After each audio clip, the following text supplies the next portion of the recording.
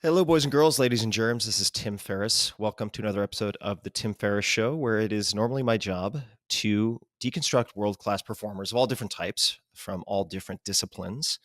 And I am thrilled to have as my guest today a polymath. I would certainly consider him a polymath, Jordan B. Peterson.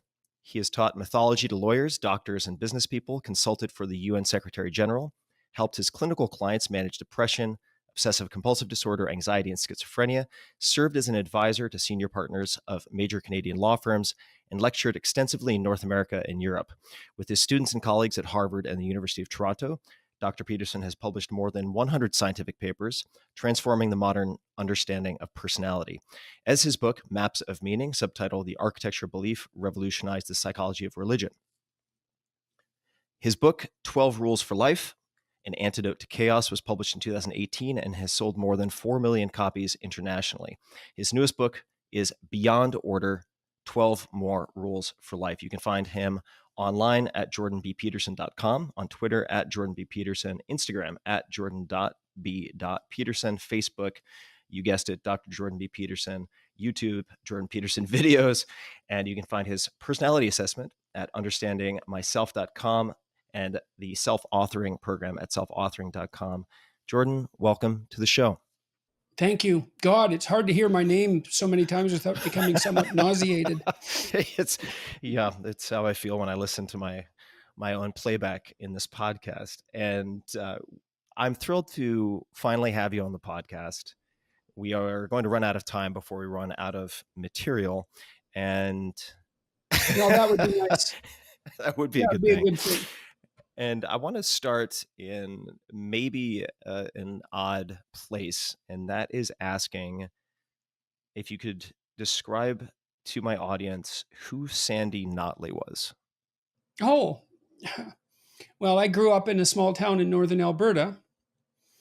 I heard you and my producer talking about cold in Minnesota, and I was sort of smirking in the background. I thought, you guys don't know what cold is. When I went to college there, about 60 miles away, we had 30 days in a row one winter where it didn't get above minus 40.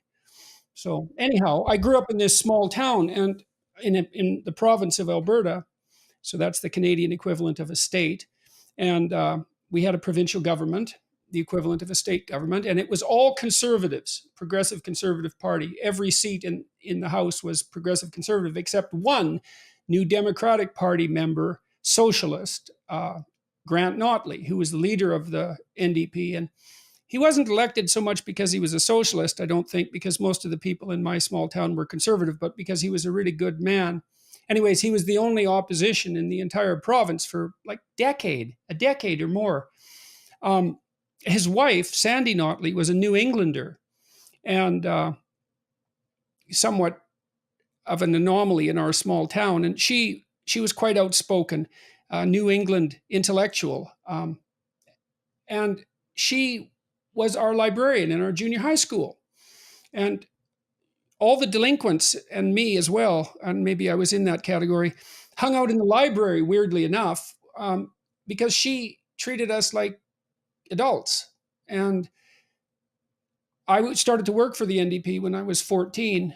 I ran for vice president of the party when I was 14. That was my first sort of public exposure. But she was a good guide for me. She introduced me to a lot of books. I was an omnivorous reader, but mostly I read science fiction. I didn't know what the hell to read. I used to spend I'd hide the books I was reading behind a textbook in class and read away during school. But I was reading mostly science fiction. And she started to hand me books that she thought would be good for me. She introduced me to Ayn Rand. Interestingly enough, despite the fact that she was a socialist, not Ayn Rand, obviously, but Sandy Notley. She said she thought I would be smart enough to see through Rand. Huxley, Orwell, Solzhenitsyn, a lot of serious material. And I developed a real friendship with her and her husband. And I worked with the NDP for 4 years. So she was a pronounced influence